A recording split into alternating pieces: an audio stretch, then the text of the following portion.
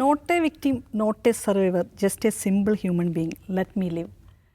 ഇന്ന് ഉച്ചയ്ക്ക് ശേഷം ഇത് വായിച്ച് മനസ്സിൽ അത്രയേറെ വേദനയോടുകൂടിയിരിക്കുന്ന ഒരുപാട് ആളുകളുണ്ടാവും. അതിജീവിത അവരുടെ ഇൻസ്റ്റഗ്രാം അക്കൗണ്ടിൽ കുറിച്ച വാക്കുകളാണിത്. അവർ പറയുന്നത് നടിയെ ആക്രമിച്ച കേസിലെ പ്രതിയായ മാർട്ടിൻ പുറത്തിറക്കിയ ഒരു വീഡിയോയിൽ ചൊല്ലിയാണ്. ആ വീഡിയോയിൽ ഉണ്ടായിരിക്കുന്ന കാര്യങ്ങൾ അയാൾ പറയുന്ന പ്രതി പറയുന്ന കാര്യങ്ങൾ എത്രത്തോളം അവരെ വേദനിപ്പിക്കുന്നുണ്ട്, അവർ എത്രത്തോളം ഈ സമൂഹത്തിൽ അവർ ഇപ്പോൾ ജീവിച്ചു കൊണ്ടിരിക്കുന്ന എത്രത്തോളം വേദനിച്ചാണ്, അതിനെ എത്രത്തോളം അതിജീവിച്ചാണ് എന്നുള്ളത് ആ വാക്കുകളിൽ നിന്ന് പോലും നമുക്ക് വ്യക്തമാണ്. അങ്ങനെയുള്ള ഒരാളെ വീണ്ടും വീണ്ടും വീണ്ടും വേദനിപ്പിച്ചുകൊണ്ടേയിരിക്കുന്ന ഒരു സമൂഹം അവർക്ക് ചുറ്റുമുണ്ട്, നമുക്ക് ചുറ്റുമുണ്ട്. അതുതന്നെയാണ് അവരെ അത്ര വേദനയോടുകൂടെ നമുക്ക് ഇത് കേൾക്കുമ്പോഴും ഇത് പറയുമ്പോഴും ഇത് വായിക്കുമ്പോഴും എല്ലാം നമുക്കൊക്കെ ഉണ്ടാകുന്ന ഒരു വിഷമത്തോട് കൂടി അതിലേറെ വിഷമത്തോടെ അവർ ഇത് എഴുതുകയും ചെയ്യുന്നത്. ദൗസർ, ഇപ്പം ഈ ഒരു ഇൻസ്റ്റഗ്രാം പോസ്റ്റ് വായിച്ചു കഴിയുമ്പം അത്ര സങ്കടമാണ് നമുക്കത് വായിക്കാൻ പറ്റുന്നില്ല. കാരണം അവർ അതിജീവിച്ച് വന്ന അവർ നേരിട്ട അനുഭവങ്ങൾ അവരുടെ പല ഇൻ്റർവ്യൂകളിലൊക്കെ അവർ പറഞ്ഞ് നമുക്കറിയാം, കോടതി നടപടികളിലൂടെ നമുക്കറിയാം. അതെല്ലാം കഴിഞ്ഞ് ഇപ്പോൾ അതിലെ പ്രതിയായ ദിലീപിനെ കുറ്റമുക്തനാക്കപ്പെട്ടതിന് ശേഷം അവരനുഭവിച്ചു കൊണ്ടിരിക്കുന്ന പ്രശ്നങ്ങൾ, അവർക്ക് നേരെ വരുന്ന ഇത്തരത്തിലുള്ള എന്ത് കമൻ്റാണ് എനിക്കത് പറയാനറിയില്ല. അപ്പോൾ അങ്ങനെ അവർ ജീവിച്ചു കൊണ്ടിരിക്കുകയാണ്. ഇപ്പോൾ എന്നെ ഒന്ന് ജീവിക്കാൻ അനുവദിക്കണം, ഞാനൊരു ഇരയല്ല, ഞാനൊരു അതിജീവിതയല്ല, ഞാനൊരു മനുഷ്യനാണ് എന്ന് പറയുകയാണ് അവർ. ആ ഒരു അവസ്ഥയിലേക്ക് എത്തിയിട്ടുണ്ട് ഇപ്പം. അവർ അങ്ങനെ പറയേണ്ടി വരുന്നു എന്നുള്ളതൊരു ഗതികേടല്ലേ? ഷിത, ഈ അവർ എന്ന് ഷിത പറഞ്ഞുകൊണ്ടിരിക്കുന്നത് ഈ പറയുന്ന ദിലീപ് കേസ് നമ്മൾ പറയുന്ന കേസിലെ സർവൈവറായിട്ടുള്ള, നിയമപരമായി നമുക്ക് അവരുടെ പേര് പറയാൻ പറ്റില്ല, ആളെക്കുറിച്ചാണ്. ഞാൻ നേരത്തെ പറഞ്ഞതുപോലെ സോഷ്യൽ ക്യാപിറ്റൽ ഇല്ലാത്ത, ഫിനാൻസ് ക്യാപിറ്റൽ ഇല്ലാത്ത സമൂഹത്തിൽ ദുർബലയായി ജീവിക്കുന്ന ഒരാളല്ല, അല്ലല്ലോ. വലിയ പ്രസിദ്ധിയുള്ള, വലിയ സോഷ്യൽ ക്യാപിറ്റലുള്ള, നല്ല ഫിനാൻസ് ക്യാപിറ്റലുള്ള, നല്ല ഫാമിലി ബാക്കപ്പുള്ള, വലിയ തോതിൽ ഫാൻ ബേസുള്ള ഒരു സ്ത്രീയല്ലേ, ഒരു ചെറുപ്പക്കാരിയല്ലേ. അവർ കടന്നുപോയ അനുഭവത്തെക്കുറിച്ചാണ് പറയുന്നത്.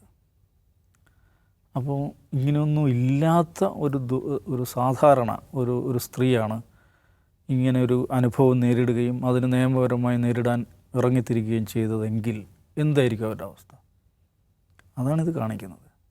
എന്ന് പറഞ്ഞാൽ ഈ ആണധികാര അഹന്തയ്ക്കെതിരെ നിന്ന ഒരു സ്ത്രീയെ സംബന്ധിച്ചിടത്തോളം അവർ കടന്നു പോകേണ്ടി വരുന്ന വേദനാപൂർണമായിട്ടുള്ള വഴികൾ, ഇരുണ്ട വഴികൾ എന്തൊക്കെയായിരിക്കും എന്നതിൻ്റെ ഓർമ്മപ്പെടുത്തലാണിത്. പക്ഷെ ഇതൊക്കെ ഞാൻ അധികം അതേക്കുറിച്ച് പറഞ്ഞു തരേണ്ടിയില്ലല്ലോ. ഇല്ലല്ലോ. അങ്ങനെ ഒരു അനുഭവത്തിലൂടെ കടന്നുപോയ ഒരാളല്ലേ. അപ്പോൾ അത് ഒരു പ്രശ്നം തന്നെയാണ്. അപ്പോൾ അതിനേറ്റവും മനോഹരമായി പ്രതിഫലിപ്പിക്കുന്ന വരികളാണ് അവർ എഴുതിയിരിക്കുന്നത്.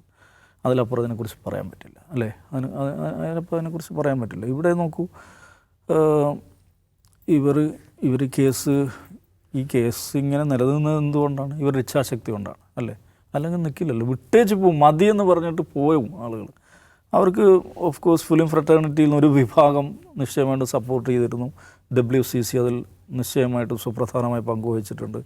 അവരുടെ അടുത്ത സുഹൃത്തുക്കൾ, എനിക്ക് തോന്നുന്നു അവരുടെ ഫ്യൂച്ചർ പാർട്ട്ണറാകാൻ പോകുന്ന ആൾ, അവരെല്ലാം അവർ വലിയ തോതിൽ പിന്തുണന്നു. ഇത്തരം കേസുകൾ സാധാരണ കുടുംബമാണ് ഏറ്റവും കൂടുതൽ പ്രഷർ ഉണ്ടാക്കുക. വേണ്ടാത്ത പണിക്കൊന്നും പോകണ്ടെന്ന് പറഞ്ഞിട്ട് പ്രഷർ അടിക്കുക കുടുംബം തന്നെയാണ് ഇടുക. അങ്ങനെ അവരുടെ കാര്യത്തിലുണ്ടായില്ല. അവർ ഫൈറ്റ് ചെയ്തു. പക്ഷേ ഫൈറ്റ് ചെയ്യുന്നത് എന്താണ്? ചില്ലറക്കാരല്ല. അത് വലിയൊരു ഒരു കോക്കസ് എന്നുള്ള വാക്കൊന്നും മതിയാവില്ല, വേറൊരു സംഗതിയാണത്. പക്ഷെ ഇപ്പോൾ ഇത് വന്നത്, ഈ കുറിപ്പ് വന്നതിൻ്റെ പശ്ചാത്തലം അറിയാം. എനിക്ക് തോന്നുന്നു മാർട്ടിൻ്റെ വീഡിയോ ആയിക്കൊള്ളണം എന്നില്ല. അതിനേക്കാൾ മാരകമായിട്ട് ഈ സിനിമ ഇറങ്ങിയിട്ടുണ്ട്, ബബ്ബ എന്ന് പറഞ്ഞിട്ടുള്ള സിനിമ ഇറങ്ങിയിട്ടുണ്ട്. അതിൽ ഈ പറയുന്ന the entire episode what happened എന്നുള്ളതിനെ സ്പൂഫ് ചെയ്യുന്നുണ്ട്. ഒന്ന് ആലോചിച്ച് നോക്കി, എന്ത് വൈകൃതമാണത്, എന്ത് വൈകൃതമാണത്. ഈ പറഞ്ഞ സംഗതിയെ അതിനെ പരിഹാസോക്തിയിൽ കാണുക, എന്നിട്ട് അതിനൊരു ക്രിയേറ്റീവ് വർക്കായിട്ട് കൊണ്ടുവരിക, അത് നാട്ടിൽ തിയേറ്ററിൽ ജനലക്ഷങ്ങൾക്ക് മുമ്പിൽ കാണിക്കുക. എന്ന് പറഞ്ഞാൽ അവരുടെ മനോവൈകൃതം ആലോചിച്ച് നോക്കൂ. ഈ മനുഷ്യ ഇവരിവിടെ ജീവിച്ചിരിക്കുകയല്ലേ, അവർ കൂടെ ജീവിച്ചിരിക്കുന്ന ലോകത്തല്ലേ ഇത് കാണിച്ചുകൊണ്ടിരിക്കുന്നത്. അതും അതിന് മുമ്പിൽ ഒരാൾ ഷിത പറഞ്ഞ ഒരു ഹൃദയം തകർന്നു പോകും. ഹൃദയം തകർന്നൊരു എഴുത്താണത്. പക്ഷെ അവരങ്ങനെ തകരരുതെന്നാണ് ഞാൻ പറയുക. കാരണം എന്ന് വെച്ചിട്ടുണ്ടെങ്കിൽ അസാധാരണമായുള്ള ധീരതയും അസാധാരണമായ മാതൃകയും കാണിച്ചിട്ടുള്ളൊരു സ്ത്രീയാണ് അവർ. എങ്ങനെ ഫൈറ്റ് ചെയ്യണമെന്ന് കാണിച്ചത് നമ്മൾ നേരത്തെ പറഞ്ഞില്ലേ, മറ്റേ എറണാകുളത്തെ ഈ ഇടികിട്ടിയ സ്ത്രീയെക്കുറിച്ച് പറഞ്ഞതുപോലെ അവരെ പോലെയുള്ള മനുഷ്യരാണ്. ഇത്തരം നീതിക്ക് വേണ്ടിയുള്ള പോരാട്ടങ്ങൾ സാധ്യമാണ്, അത് മുന്നോട്ട് കൊണ്ടുപോകാൻ സാധിക്കുമെന്ന പ്രതീക്ഷ മനുഷ്യർക്ക് അങ്ങനെ നൽകിയ ഒരു സ്ത്രീയാണ് അവർ. അവർ തളർന്നു പോവുകയല്ല ചെയ്യേണ്ടത്. അവർ ഇതുവരെ എങ്ങനെയാണോ ഫൈറ്റ് ചെയ്തത് അതുപോലെ ഇനിയും നെഞ്ചു പിരിച്ച് ഫൈറ്റ് ചെയ്യുക എന്നുള്ളത് തന്നെയാണ്. ദിലീപിൻ്റെ സിനിമ തിയേറ്ററിലുണ്ട്. ദൗസാർ പറഞ്ഞു ആ സിനിമയിൽ ഈ പറയുന്നത് പോലെയുള്ള ചില രംഗങ്ങൾ വരുന്നു. ഇപ്പോൾ സിനിമ കണ്ടിട്ട് സിനിമ ബഹിഷ്കരിക്കാനുള്ള ഒരു വിഭാഗം ആളുകൾ എന്ന് പറയുന്നത് ഈ ഒരു സംഭവത്തെ നമുക്കൊക്കെ നമ്മുടെ ജീവിതത്തോട് ചേർത്ത് നിർത്താൻ പറ്റുന്നുണ്ടെങ്കിൽ സ്വാഭാവികമായിട്ടും നമ്മളൊക്കെ ആ സിനിമ ബഹിഷ്കരിച്ചിരിക്കും. ദിലീപിൻ്റെ കംബാക്ക് എന്ന് പറഞ്ഞിട്ടാണ് ആ സിനിമ ഇറങ്ങുന്നത്. ആ സിനിമയിൽ ഇത്തരം രംഗങ്ങൾ വരികയാണ്. കീഴ്ക്കോടതിയിൽ നിന്ന് കുറ്റവിമുക്തനാക്കി, ഇനി മുകളിൽ കോടതിയുണ്ട്, അവർ നിയമ പോരാട്ടത്തിന് പോവുകയും ചെയ്യുകയാണ്. എനിക്കതിലെന്താ പറയേണ്ടതെന്ന് അറിയില്ല. ആ ഒരു സിനിമയിൽ പോലും അവരെ വെറുതെ വിടാതിരിക്കുന്ന ഒരാളെക്കുറിച്ച്, ആ സിനിമയെക്കുറിച്ച് എന്താണ് ജിംസൺ പറയുന്നത്? ഈ റേപ്പ് കൊട്ടേഷൻ എന്ന് പറയുന്ന ഒരു ആശയം ആദ്യം ഷിത അത് കേൾക്കുന്ന എവിടെ നിന്നാണ്? ഈ സംഭവത്തിലല്ലേ? പക്ഷേ ഈ ആശയം ആദ്യം വരുന്നത് ഒരു സിനിമയിലാണ്. മിസ്റ്റർ മരുമകൻ എന്ന് പറയുന്ന സിനിമയിൽ ദിലീപിൻ്റെ സിസ്റ്ററെ റേപ്പ് ചെയ്യാൻ വേണ്ടി ബാബുരാജ് സുരാജ് വെഞ്ഞാറുമൂടിന് കൊട്ടേഷൻ കൊടുക്കുന്നു. സുരാജ് വെഞ്ഞാറുമൂട് ആണ് മാറി റേപ്പ് ചെയ്യുന്നു. അതൊരു റേപ്പ് ജോക്കായിട്ടാണ് അത് കാണിക്കുന്നത്. അത്ര വഷളം സിനിമയാണ്. വേറെ എവിടെയെങ്കിലും മിസ്റ്റർ മരുമകൻ ഒരു വഷളം സീനാണ്, വഷളം സിനിമയാണ്, വഷളം സീനാണ്, വഷളൻ ആശയം കൂടിയാണത്. അതിലൊരു ജോക്ക് പോലും ഇല്ല. ഞാൻ ഇതിനു മുമ്പോ ശേഷമോ, അതായത് ഞാൻ എൻ്റെ ലൈഫിലാകെ റേപ്പ് കൊട്ടേഷൻ എന്ന ഇൻസിഡൻറ്റ് കണ്ടിട്ടുള്ള ഈ ഒരു സിനിമയിലും പിന്നെ ഈ അതിജീവിതം ഉണ്ടായ അനുഭവത്തിലുമാണ്. ഇത് ദിലീപാണ് ഇത് ചെയ്തത് എന്ന് കോടതി പറയാത്തപ്പോഴും ദിലീപിനെ കുറ്റമുക്തനാക്കുമ്പോഴും സമൂഹത്തിലെ ഒരു ബഹുഭൂരിഭാഗം ആളുകൾ ഇത് വിശ്വസിക്കാൻ കാരണം എന്താണെന്നറിയോ? ഇങ്ങനൊരു ആശയം വേറെ എവിടെ ഒന്നും വരില്ല എന്നുള്ളതാണ്. ആൾക്ക് അങ്ങനെ ഒരു ആശയം ആരും വേറെ എവിടെയും കണ്ടിട്ടില്ല. അതുകൊണ്ടാണ് അത് ആളുകൾ വിശ്വസിക്കുന്നത് എന്നാണ് എനിക്ക് തോന്നുന്നത്. ഒന്ന്, ഇനി ഈ സംഭവത്തിന് ശേഷം ഉണ്ടായ ദിലീപ് സിനിമകൾ എടുത്ത് നോക്കുക. എല്ലാ സിനിമയിലും ദിലീപ് തൻ്റെ PR വേണ്ടി ആ സിനിമയിൽ സ്ക്രിപ്റ്റ് ഉപയോഗിക്കുന്നുണ്ട്. ഈ സംഭവം നടന്ന തൊട്ടുടനെ വന്ന തിയേറ്റർ അത്യാവശ്യം നന്നായിട്ട് ഓടിയ സിനിമയാണ് രാംലീല. എന്നെ കുറ്റക്കാരനാക്കാൻ ആരൊക്കെയോ ഷടിക്കുന്നത് പോലെ തോന്നുന്നു എന്ന് പറഞ്ഞ ഒരു വൈകാരികമായ ഡയലോഗ് അതിൽ ഉൾപ്പെടുത്തിയിട്ടുണ്ട്. എല്ലാ സിനിമയിലും ഈ ഇൻസിഡൻറ്റുമായി ബന്ധപ്പെട്ട്, ഈ കേസുമായി ബന്ധപ്പെട്ട് എന്തെങ്കിലും റെഫറൻസ് ദിലീപിൻ്റെ സിനിമകളിലും ഉണ്ടാവും. ഞാൻ ഈ ലാസ്റ്റ് ഇറങ്ങിയൊരു സിനിമയുണ്ട്, വോയിസ് ഓഫ് സത്യനാഥൻ, അതിലുമുണ്ട് തെറ്റിയാതെ കുറ്റവാളിയാക്കപ്പെടുന്ന ദിലീപിനെയാണ് അതിൽ കാണിക്കുന്നത്. അതായത് തന്നെ വെളുപ്പിക്കുക എന്നുള്ള ഒരു PR വർക്ക് അതിനുവേണ്ടിയാണ് സിനിമ ഇറക്കുന്നത് തന്നെ തോന്നിപ്പോകും. അല്ലാതെ ഒരു കംബാക്കിന് വേണ്ടിയൊന്നുമല്ല. ഒരു കംബാക്കിന് വേണ്ടിയല്ല, സ്വയം PR വർക്ക് ചെയ്യാൻ വേണ്ടി പണം കൊടുത്ത് സിനിമ ഇറക്കുന്ന പോലെയാണ് തോന്നുക. അല്ലാതെ ദിലീപ് ഈ സംഭവത്തിന് ശേഷം ദിലീപിൻ്റെ സിനിമകൾ തിയേറ്ററിൽ നിന്ന് പോയതോ അല്ലെങ്കിൽ ദിലീപ് ഏട്ടൻ ഫീൽഡ് ഔട്ട് ആയതോ അല്ല. അതിനു മുമ്പേ ഫീൽഡ് ഔട്ട് ആയിട്ടുണ്ട്. ദിലീപിൻ്റെ ഞാൻ അവസാനമായി തിയേറ്ററിൽ കാണുന്ന പടം വെൽക്കം ടു സെൻട്രൽ ജയിൽ എന്ന് പറഞ്ഞ സിനിമയാണ്. അറം പറ്റിയ പേരായിരുന്നു അതിന്. ആ സിനിമ കാണാൻ വേണ്ടി ഇപ്പോൾ പിള്ളേരെ നിർബന്ധം കൊണ്ട് പോയതാണ്. സെക്കൻഡ് ഷോയ്ക്ക് പോയി. അവിടെ ചെന്ന് കഴിഞ്ഞപ്പോൾ ഞാൻ ചെല്ലുന്ന സമയത്ത് ആരുമില്ല. അപ്പോൾ കയറിയിരുന്നു, വലിയ തിരക്കൊന്നുമില്ല, അത്ര പൊട്ടപ്പടാണ്. കുറേ കഴിഞ്ഞപ്പോൾ തിയേറ്ററിൽ നിറയെ അതിഥി തൊഴിലാളികൾ. അവരെന്തിനാണ് മലയാള സിനിമ കാണാൻ വരുന്നത്? പണം കൊടുത്ത് കയറ്റാണ് സിനിമ വിജയിക്കുമെന്ന് പറയാൻ വേണ്ടി. അപ്പോൾ അന്ന് പോലെ പടം പൊട്ടി തുടങ്ങിയിട്ടുണ്ട്. ദിലീപ് ഈ സംഭവത്തിന് ഇൻസിഡൻറ്റ് ഒരു 3-4 വർഷം മുമ്പ് തന്നെ ഫീൽഡ് ഔട്ടാണ്. അതിനുശേഷമാണ് എന്ന് കരുതി എല്ലാ സിനിമകളും പൊട്ടിയെന്നുള്ളതല്ല, ചില പടങ്ങളൊക്കെ വിജയിച്ചിട്ടൊക്കെ ഉണ്ട്. ഈ എന്താണ് മൈ ബോസ് പോലുള്ള പടങ്ങൾ, 2 കൺട്രീസ് പോലുള്ള പടങ്ങളൊക്കെ വിജയിച്ചിട്ടുണ്ട്. പൊട്ടി തുടങ്ങിയിട്ടുണ്ട് പടങ്ങൾ. ഫീൽഡ് ഔട്ടായ ഒരാൾ ഈ കേസിൽ പെട്ടു എന്നതിൻ്റെ പേരിൽ ഫീൽഡ് ഔട്ടായതല്ല. അതിന് മുമ്പേ അദ്ദേഹം ഫീൽഡ് ഔട്ടായി തുടങ്ങിയിട്ടുണ്ട്. അദ്ദേഹം ഔട്ട്ഡേറ്റഡ് ആയി തുടങ്ങിയിട്ടുണ്ട്. ഇവിടെ ഈ അതിജീവിതയുടെ ഈ വിലാപം, ഞാൻ അങ്ങനെ തന്നെയാണ് അതിന് പറയാം. ആ വിലാപത്തിൻ്റെ ഇമോഷൻ ആളുകൾക്ക് മനസ്സിലാവും എന്തുകൊണ്ടാണ് സംഭവിക്കുന്നത്. അതിജീവിത തോറ്റുപോയി എന്നാണ് പലരും പറയുന്നത്. അതിജീവിത തോറ്റുപോയിരിക്കുന്നു ആ നീതിക്കായുള്ള പോരാട്ടത്തിൽ. യഥാർത്ഥത്തിൽ അതിജീവിതത്തെ തോൽപ്പിച്ചതാണ്. ഞാൻ ഒരു ഒറ്റ ക്വസ്റ്റ്യൻ ചോദിക്കട്ടെ. ഈ സംഭവം ഉണ്ടായി, പൾസർ സുനി ഉൾപ്പെടെയുള്ള പ്രതികൾ പിടിയിലായി. ഇതെപ്പോഴാണ് ദിലീപിലേക്ക് വരുന്നത്? മാസങ്ങൾ കഴിഞ്ഞിട്ടാണ്. കാരണം ഇതിലെ ഗൂഢാലോചന അന്വേഷിക്കണമെന്ന് മഞ്ജു വാര്യർ ഉൾപ്പെടെയുള്ളവർ ആവശ്യപ്പെടുന്നു പരസ്യമായി. മുഖ്യമന്ത്രിയുടെ അതിനുള്ള ആഭ്യന്തരമന്ത്രിയുടെ പ്രതികരണം എന്തായിരുന്നു? അതിലൊരു ഗൂഢാലോചനയും ഇല്ല കേട്ടോ. അത് ഈ 1-ാം പ്രതിയുടെ ഭാവന മാത്രമാണ്.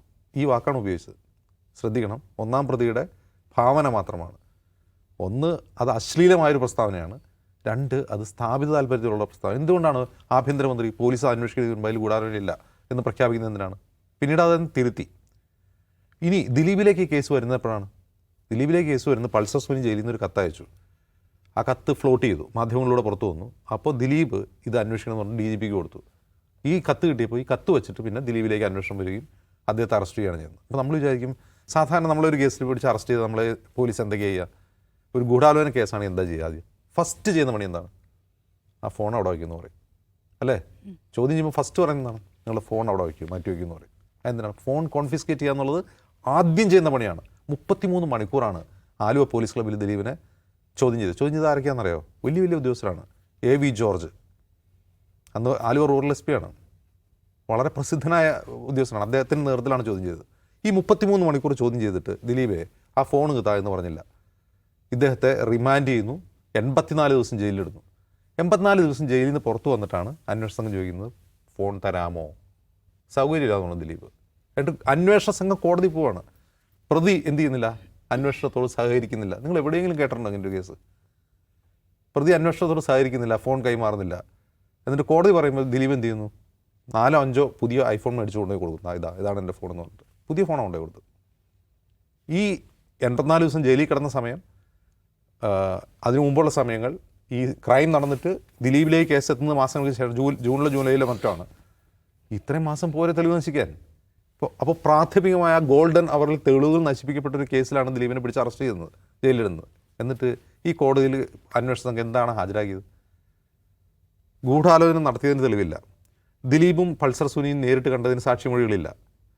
ദിലീപിൻ്റെ മോട്ടീവ്, ഈ ഇരയോട് വൈരാഗ്യമുണ്ടായിരുന്നു എന്ന് പറയാൻ, വൈരാഗ്യം എന്നുള്ള മനസ്സിലുള്ള സാധനമാണല്ലോ, അതിനെങ്ങനെ തെളിയിക്കും? അതിന് സാക്ഷിമൊഴികൾ വേണം. ആ സാക്ഷികളൊക്കെ കൂറുമാറി. ആരൊക്കെയാണ് സാക്ഷികളാക്കി വെച്ചത്? ദിലീപിൻ്റെ സന്തത സഹചാരികളും ദിലീപിൻ്റെ പിന്താങ്ങികളുമാണെന്ന് അറിയുന്ന ഇടവേള ബാബു മുതലുള്ള മുഴുവൻ സിദ്ദീഖ് വരെയുള്ള നടിതടംബരെയാണ് ഈ അന്വേഷണ സംഘം ദിലീപിൻ്റെ വൈരാഗ്യം തെളിയിക്കാൻ സാക്ഷിയാക്കിയത്. ഒന്ന് ആലോചിച്ച് നോക്ക്. നമ്മൾ രണ്ടുപേരും സുഹൃത്താണ്.